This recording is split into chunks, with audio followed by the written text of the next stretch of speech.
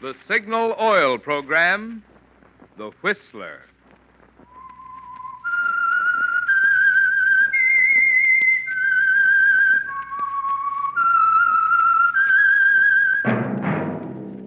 That whistle is your signal for the Signal Oil Program, The Whistler.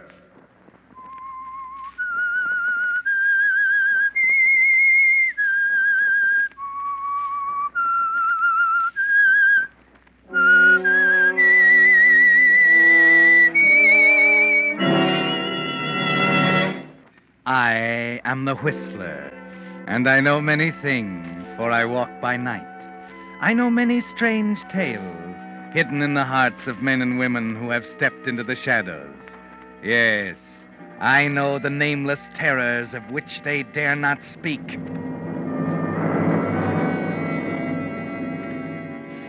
Yes, friends, it's time for The Whistler, rated by independent research the most popular West Coast radio program.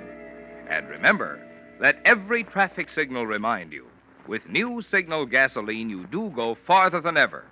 Look for the familiar big yellow and black circle sign that identifies those popular Signal service stations throughout the West from Canada to Mexico.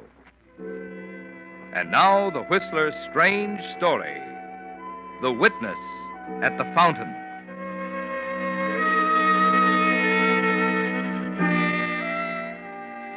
There were two things about Randy Dean that set him apart from the rest of the world. Basic inner things that made him different. The first one was clear enough on first meeting. He was a newspaper columnist, of course, but in a world of happy-go-lucky newspaper men, Randy was careful and methodical, living his life according to plan, scheduling each day down to the minute. No, there was nothing slovenly or happy-go-lucky about Randy. He'd mentally blueprinted his future on the first day he went to work on the Harristown Tribune some years before, and had set to work building his career like a ship. In the course of construction, naturally enough, he came to New York, took a position on the Star Express, and, according to plan, married the publisher's daughter. And now, though he was a syndicated columnist at the top of the ladder, he saw no reason to let down. The methodical planning, the schedule, still went on, from major events at the newspaper right down to the problem of his white shirts. Cynthia! Cynthia, where are you? Cynthia! Yes, Randy? Come here a moment, will you? Just a minute. Put the eggs on, will you, Anna? Mr. Dean will be ready for breakfast. Yes, dear? It's 7:55. You're behind schedule. I've been looking for a white shirt for the past 10 minutes. Where did Anna put them? Oh, I forgot to tell you, dear. She didn't send them out to the laundry until Friday. Friday? They go out on Wednesdays. She knows that. You have to make allowances, dear. After all, the poor girl's just become engaged. Hang it, Cynthia. Her engagement has nothing to do with it. The point is that white shirts are scarce as hen's teeth, and unless she sends them out on Wednesday when she's supposed to... Not so loud. She'll hear you. I don't care if she does. It's about time somebody talked to her. It isn't only the shirts. My gray sharkskin suit is still hanging in the closet. What about that? It's Monday, darling. My suits go to the cleaners Monday morning. I've told her a dozen times. But you won't wear it again for weeks. I want it ready when I need it. All right, dear. I'll tell her. Now, you won't say a word to her about it at breakfast, will you? Oh, very well, Cynthia. I'll go and see how your eggs are coming. All right. Oh, Cynthia. Yes? No 2.5-minute eggs this time. 3.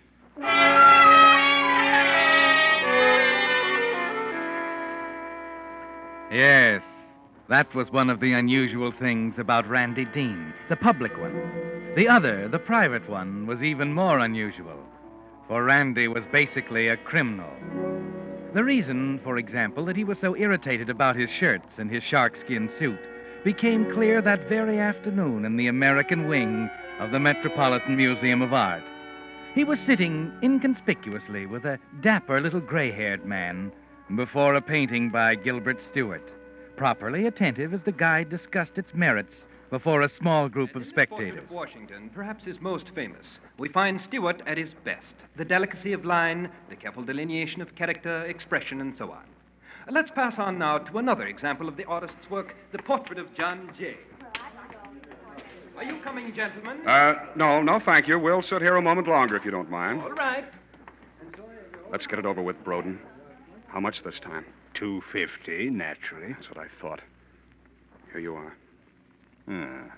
Thanks. Going to have to raise it, you know. Inflation. Raise it all you want. You'll still get $250. A rash statement, Mr. Dean, if I've ever heard one. You'll pay what I ask when I ask it. I have a career, too, you know. Career? A more honorable one than yours, at that. At least it didn't include the murder of my first wife as the most convenient way of marrying a newspaper. And poison at that. The lowest form of murder, Mr. Dean. Be quiet, will you? Oh, we're quite alone, Mr. Dean. And I feel like talking. Yes, I had a career in mind, too. You see, I didn't plan to spend the rest of my days as a laboratory technician in a coroner's office. So when the post-mortem was called on the death of the first Mrs. Dean and I discovered poison in her stomach, I said to myself, Broden, here's opportunity knocking on the door like a woodpecker. No use sending the poor man off to the gallows. He'll be grateful to you. Be happy to support you the rest of your life. You're a born optimist, aren't you? I'm thoroughly practical, Mr. Dean. And what with living costs rising and all that, I'm afraid beginning next week it'll be $350. What? Right? I'll have to think it over. Otherwise, I simply write a letter back to Harristown. They'd be only too happy to exhume the body of poor Mrs. That's Dean. enough. All right. Now, where will I meet you next week? I'll call you. Just tell me where I can reach... Oh, no. I'll call you, Mr. Dean. Good day.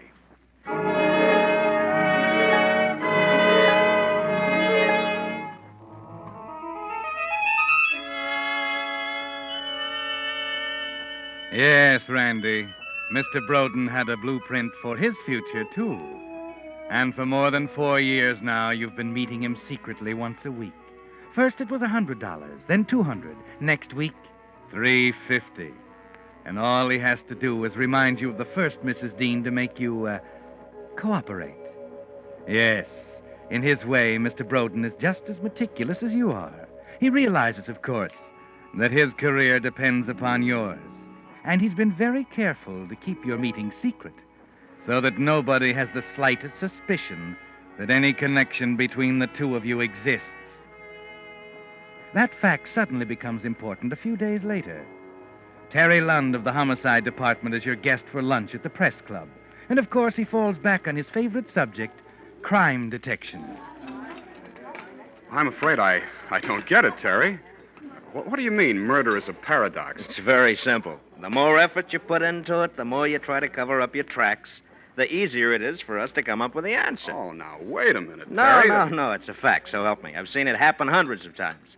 The Fancy Dan kind of killer is a lead pipe cinch. It's the stupid ones that worry us. Well, what do you mean by that? Well, we start with a corpse, right? Yeah? First, we identify the guy. Mm-hmm. Next, we start looking for motives. Yeah?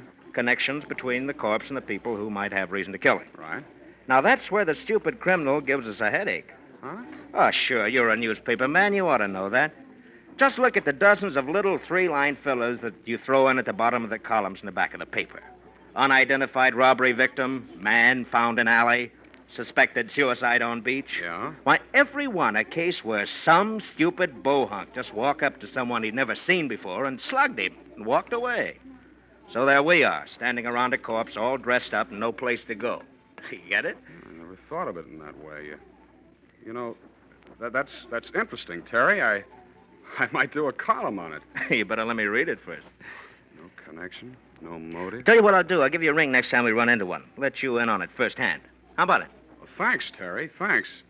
I'd like to get in on one firsthand.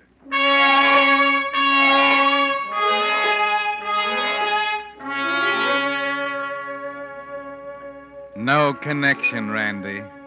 No way you could possibly be implicated should your friend, Mr. Broden, find himself in one of those little three-line fillers at the bottom of page 8.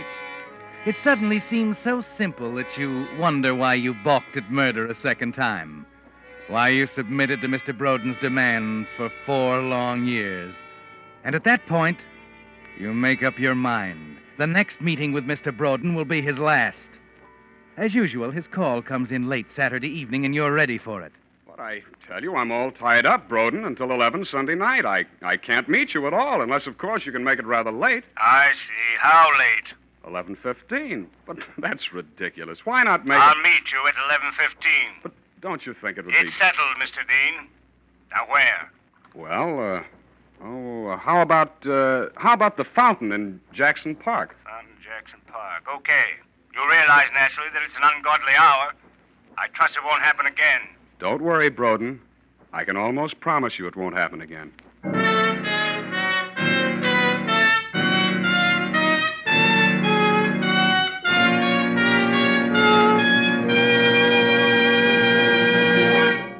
With the prologue of The Witness at the Fountain, the Signal Oil Company brings you another strange tale by The Whistler. But now here's a question for you drivers to try your wits on. What 3 things can your speedometer tell you? 3, that is. Well, let's see, whom shall I ask? Oh, here's Virginia Gregg, one of Hollywood's most charming radio actresses. What would your answer be, Virginia? Well, let's see, Marvin. Your speedometer tells you how fast you're going. That's 1. And your speedometer tells you how far you've gone. That's 2. But that 3rd thing your speedometer tells you...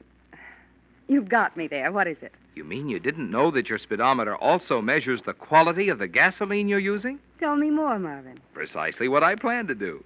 After all, isn't it only logical that a gasoline that gets more efficient performance from your motor also gets more miles from each gallon? Yes. Well, when science put amazingly increased power into today's Signal gasoline, they naturally gave you quicker starting, faster pickup, and quieter, higher anti-knock. And it's because of this improved performance that you now go farther than ever with Signal gasoline. So that's why Signal says, look to your speedometer for the best proof of gasoline quality. Right, for it takes extra quality to go farther, which explains why so many smart drivers are switching to Signal, the famous Go Farther gasoline. And now, back to the Whistler.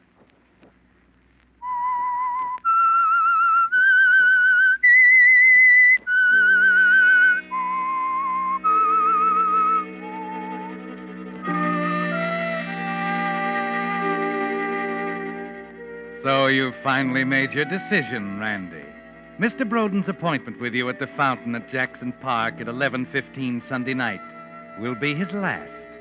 No more secret meetings, no more blackmail, no more threats.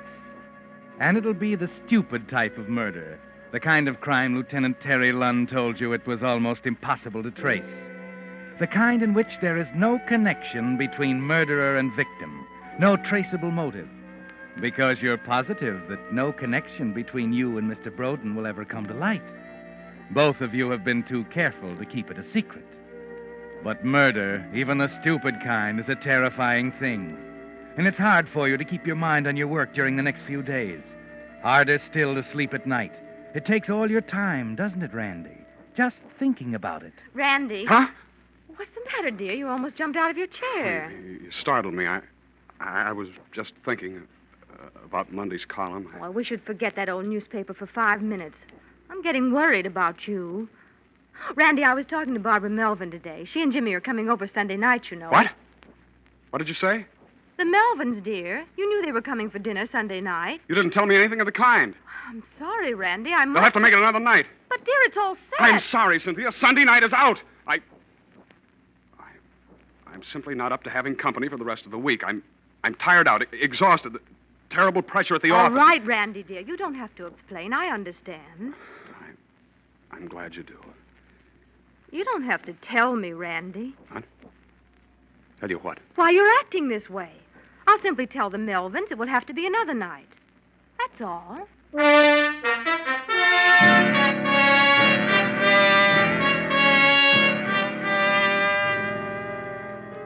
Yes, Randy, it does make you a little jumpy, doesn't it? But you keep telling yourself it's worth it. That after Sunday night, you'll be a new man. And strangely, when Sunday finally arrives, you discover you're more relaxed, cooler than you expected to be. It's 6 o'clock when you stop at the corner drugstore on the way home for a box of sleeping powders. Here you are, sir. That'll be 52. You say this is perfectly harmless? Oh, yeah, sure. Wouldn't make a habit of it, though. Yeah, 55, 75 a month. Tasteless, huh? Almost. Might take it in orange juice or maybe wine.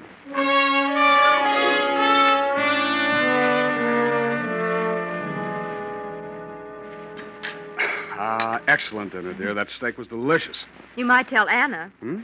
I think you've been very unreasonable with Anna during the past week, You're Randy. perfectly right. I'll make it up to her right now. Anna! Anna! Yes, sir. Oh, your coffee. I Oh, forgot. not at all, Anna, not at all. I want to ask your forgiveness. Cynthia tells me I've been quite unreasonable, and I agree with her.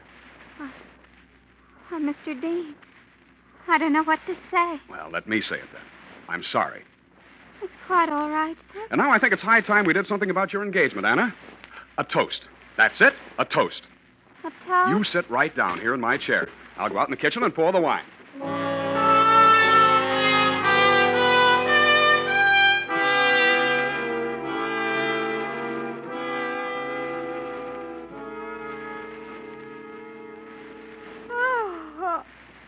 Oh, my goodness, Randy, I don't know what's the matter with me.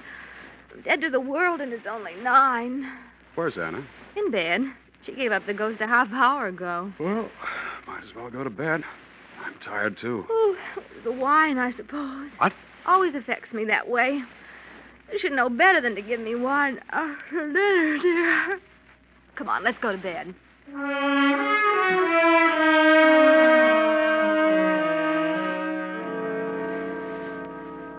Yes, Randy, it must have been the wine. By 10 o'clock, Cynthia's sound asleep. Both she and Anna would swear you were here all night. But it will never come to that, will it?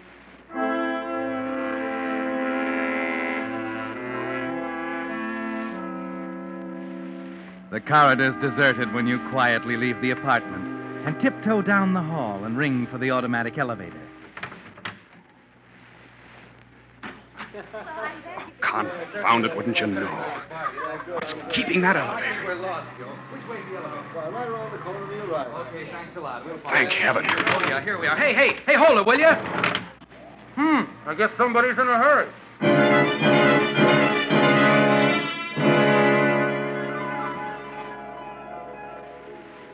You wish you hadn't picked the fountain. It's too exposed. Lawn stretching in every direction from the path around it. The shrubbery and trees at least 50 yards away. But luckily, the light over the fountain is blown out. The darkness will cover you.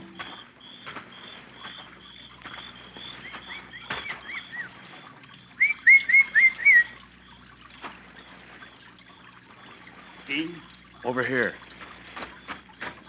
Dark as pitch. Why in the world you ever picked a godforsaken place like this? It's the last time, Dean. If you think I'm going through with this again... I told you it wouldn't happen It better not happen again. Where's the money? Here. You'll want to count it, I suppose? Count it? I can't even see my hand in front of my... I told you this was the last time, Broden.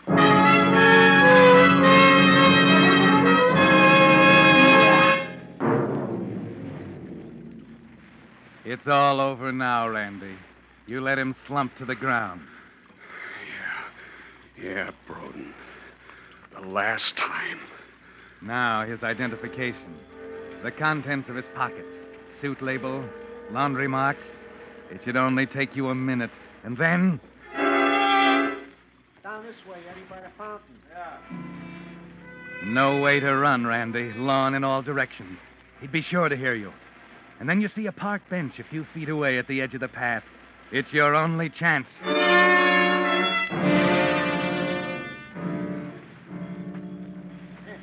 Great life, huh, Eddie? What do you mean, great life? Yo-ho, for the life of a night maintenance man. Running around in the middle of the night hunting for blown out bulbs. You says that light over the fountain? Yeah, I'll go back to the truck and get a lamp. check.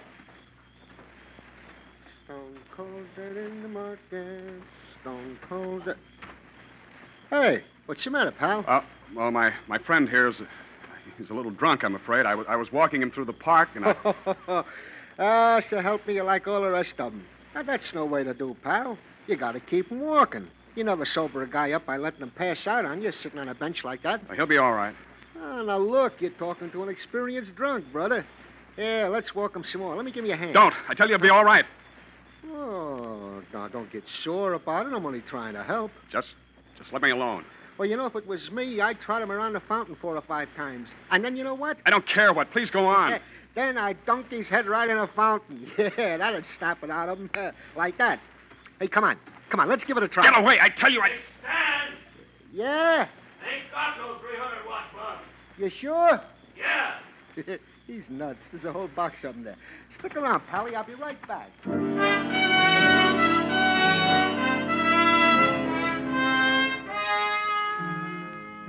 Your knees are so weak you can hardly get up off the bench as the night maintenance man walks back to his truck. You know you have about 30 seconds to get him across the lawn to the shrubbery, but somewhere you find the strength. The shrubbery seems a mile away, but finally you make it.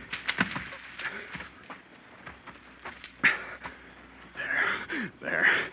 Drag him inside. Oh, don't be that way, Julie. Come on, give us a little kiss, huh? I told you you're my big heart. Art. Huh? Someone in the bushes. Where? Right over there. Hey! Hey, who's there? You sure? I heard it. Okay, my friend, I'm coming in there. No. There he goes. Fire.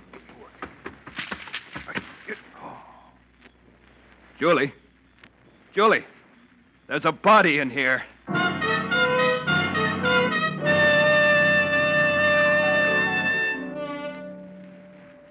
You thank heaven for the darkness. At least they couldn't see you. The maintenance man, that kid and his girl. They'll never be able to identify you in a million years, will they, Randy? An hour later, you're back in the apartment, safe in bed, with Cynthia sound asleep at the other side of the room. Still safe, Randy. Still no connection, no motive. Still safe. Still safe. Randy, darling. What? Oh. What time is this, Cynthia? I hope you don't mind, dear. I let you oversleep 45 whole minutes. You seem so exhausted. Oh, yeah. I was exhausted. Anna's bustling around in the kitchen now getting your breakfast. Well, better get up.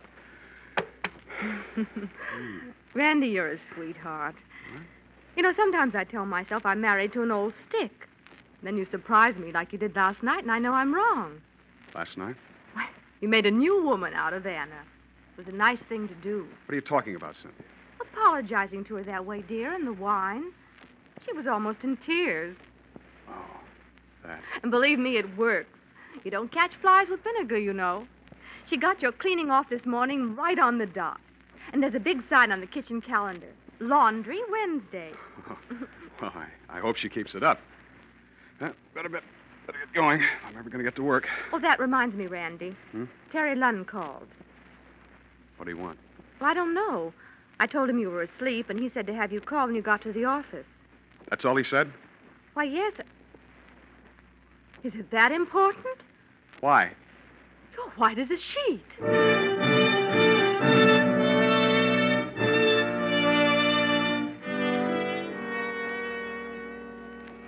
Police headquarters, Sergeant Baker. Lieutenant Lunn, please. Just a minute. Lieutenant Lund. Terry, this is Randy Dean. Well, Rip Van Winkle in the flesh. First time I ever caught you in the hay. What happened to that schedule? You better talk to Cynthia. She let me oversleep. What's on your mind? Oh, our friend, the stupid murderer. You said something about wanting to get in on the next one. Oh? Oh, we got one. Kind of bum example, but I thought you might be interested. Guy got knocked off by the fountain in Jackson Park last night. Strangled. Oh, is that so? Yeah. You got any leads? Leads? Brother, we got the guy. What do you mean? That's what I mean by a bad example. This time the killer was too stupid. Maybe you'd rather wait, Randy. Might be something more interesting turning up. No, Terry. I'll be right over.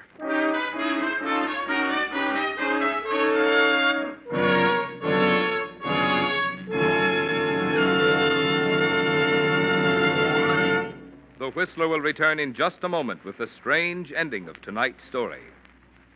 Meantime, I'd like to take this opportunity to thank the many of you who have dropped me a line telling of your experiences with Signal products or of little extra services you've enjoyed at dealer-owned Signal service stations. Mr. A.M. Stevens, for instance, of 7274 Fountain Avenue, Los Angeles, was kind enough to write. As a former independent businessman, an automobile dealer on Long Island, may I express my appreciation for the service I received on my first visit to a Signal station. Well, my car had scarcely come to a halt at the pump when the attendant wiped off the windshield. Then he asked about the air and water. After offering all the service he could, he finally got around to selling some gasoline. But perhaps this is not out of the ordinary for a signal dealer, as Signal seems to realize that the man at the pump is one of the most important men in the organization. The signal dealer at 7318 Sunset Boulevard certainly lives up to your claims by showing as much interest in serving a customer as in selling him. It's a real pleasure to have your car serviced by dealers like this. And from now on, I'll be with Signal all the way. Thank you, Mr. Stevens. Signal Oil Company is genuinely grateful for such expressions from the motoring public. Letters that make independent signal dealers want to do an ever better job of caring for your car. And now, back to the Whistler.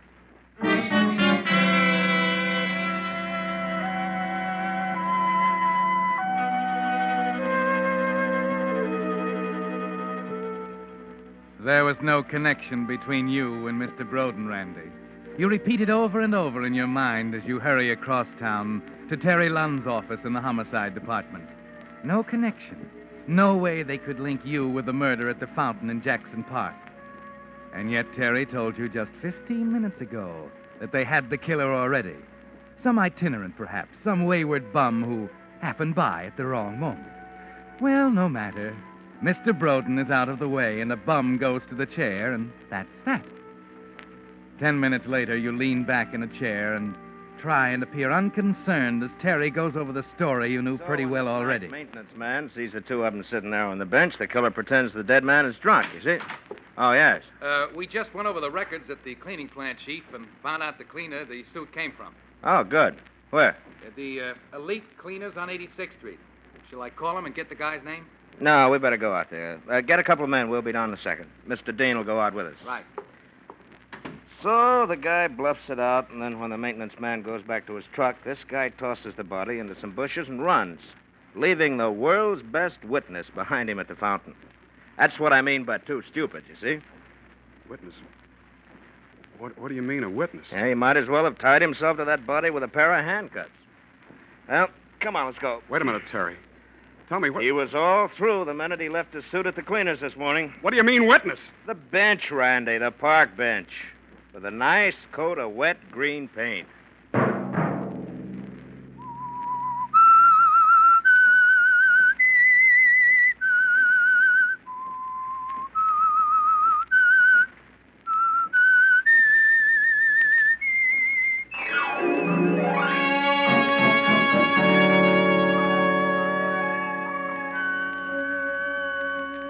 Next Monday at 9 o'clock, the Whistler will bring you another strange tale.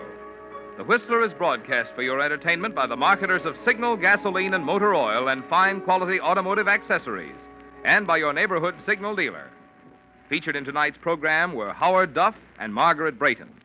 This program, directed by George W. Allen, with tonight's story by Harold Swanton, music by Wilbur Hatch, is transmitted to our troops overseas by the Armed Forces Radio Service.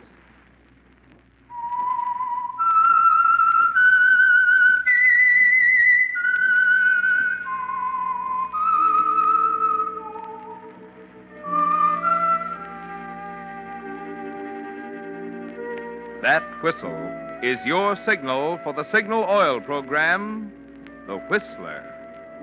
This is Marvin Miller speaking, reminding you to look for those familiar yellow and black circle signs that identify those popular Signal Oil stations throughout the West from Canada to Mexico. This is CBS, the Columbia Broadcasting System.